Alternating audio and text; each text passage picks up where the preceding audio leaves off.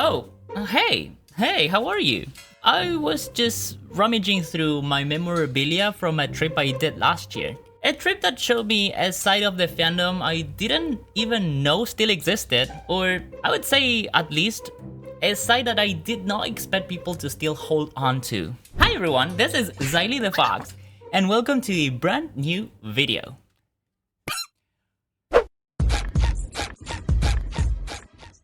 When I first joined the fandom around 2010, I used to attend these meetups where we would draw each other, like share art, and mostly talk about what brought us there in the first place. Week after week, we were just teens being creative and honest with each other. But over time, those meetups became monthly and they eventually stopped altogether. And hey, that's normal.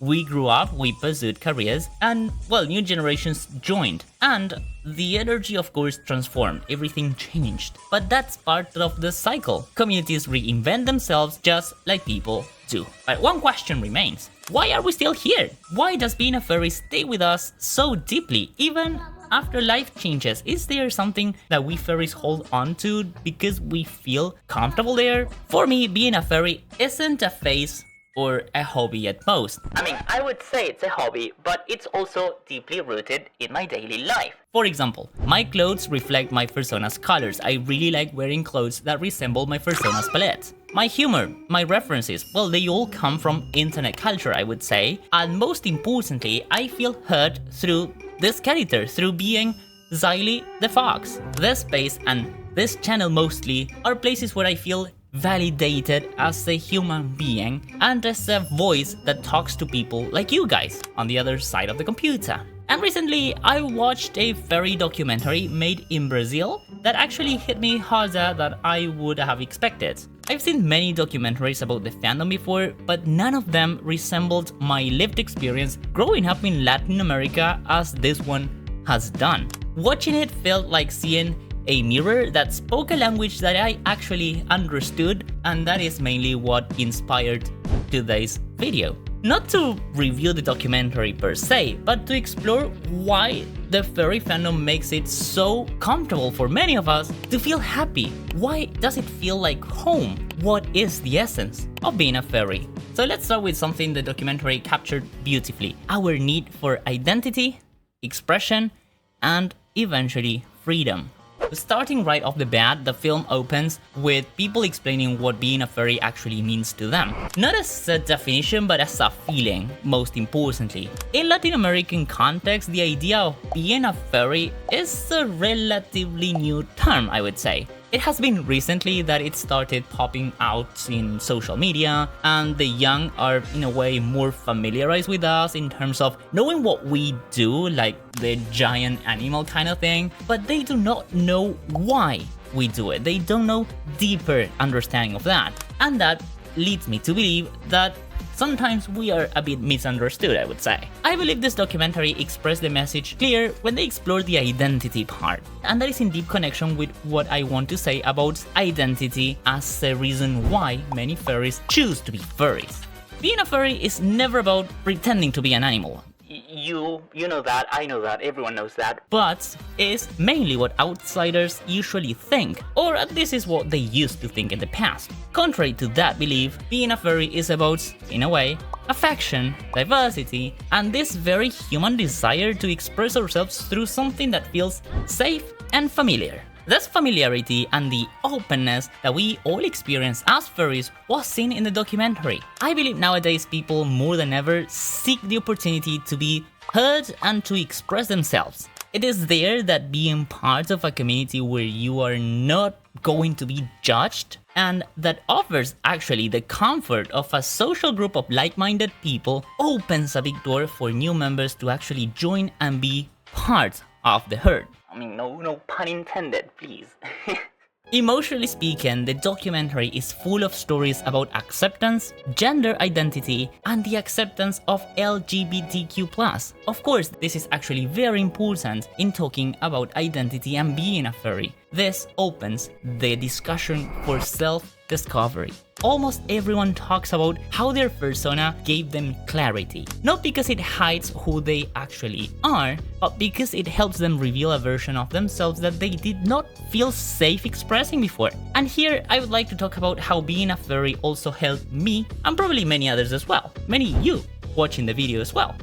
One day I received a comment in one of my videos saying that if I needed a mask to cover what I was, well, generally speaking, I was not really free, I was just hiding behind a mask. And yes, I'm gonna talk about this personal thingy because it certainly got to me, so I'm gonna just vent. I'm that vengeful, you know? I took this very personal. So, contrary to what the small mind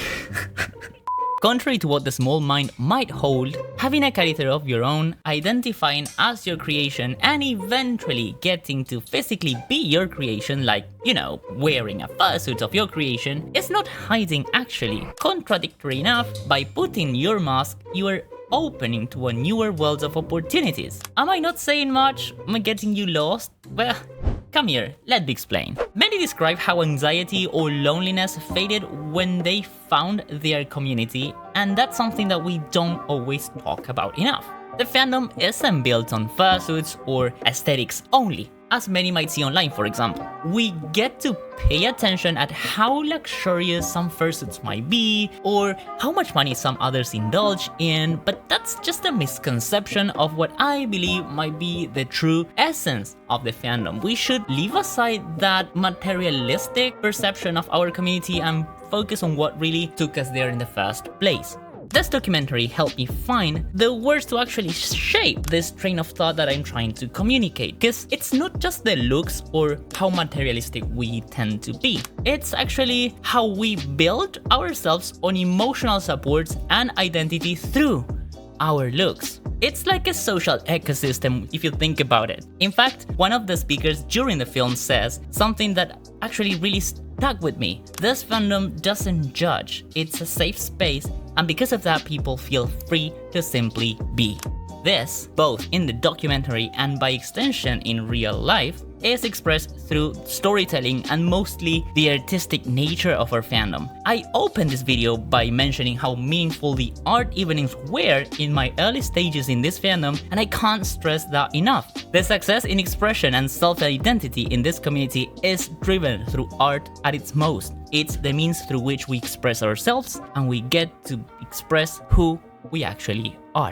What truly makes us furries feel comfortable is then how we use creativity to design the best versions of ourselves. That's the message that I wanted to share in this video, and it's also the message the documentary communicates so well. When we create our characters, choosing colors, for example, we get to choose our favorite colors, something that resonates with us. We also get to choose species, and because we create a species, we choose a particular animal. That animal might be both explanatory of where we come from, or an animal that we actually feel a connection with. For example, I'm a fox, and that, well, might tell you about the presence of foxes when I was a kid. When I was a kid, I used to see lots of foxes in the Argentinian pampas, and that's something that brings me home. And together with that, we give those animals a personality trait. Those traits, in a way, will help us communicate how we feel at a stage in life where we need to be heard. So,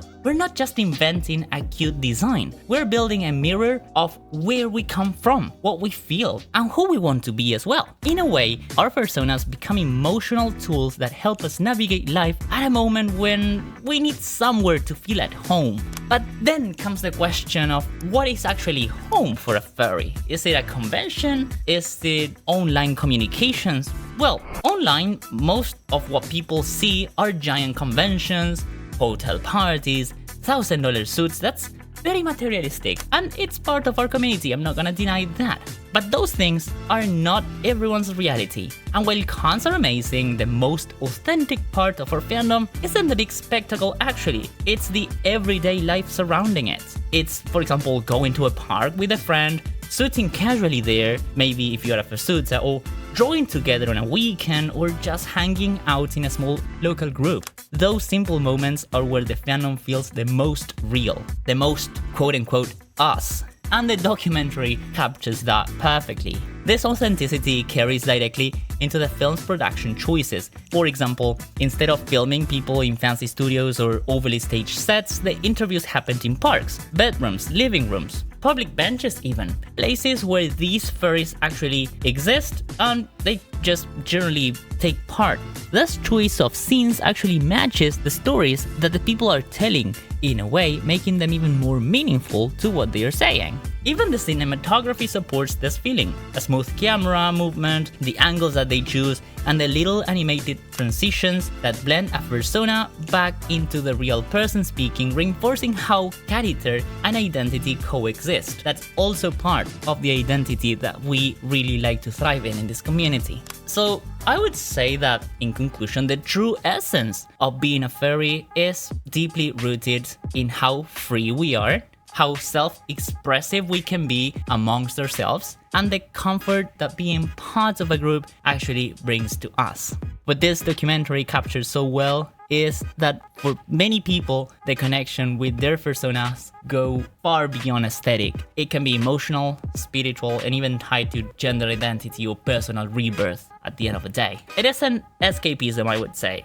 It's just self-recognition, offering acceptance long before many others maybe actually found that acceptance in the long run. For example, nowadays my mother accepts me for who I am, but back in the day, she took her time. Well, it is just part of just growing up, and I understand her. But this community actually hurt me first, and I will always be deeply grateful for that. So guys, if you really enjoyed today's video, comment what part made you reflect more, and what was it that actually made you a furry and why you decided to stay. Give a little thumbs up if you liked the video, and subscribe to the channel, because that's how you help me grow. If you want to also, you can share this video with a friend so that they can also comment on their personal story. Thank you guys so much for watching, and see you all in the next one.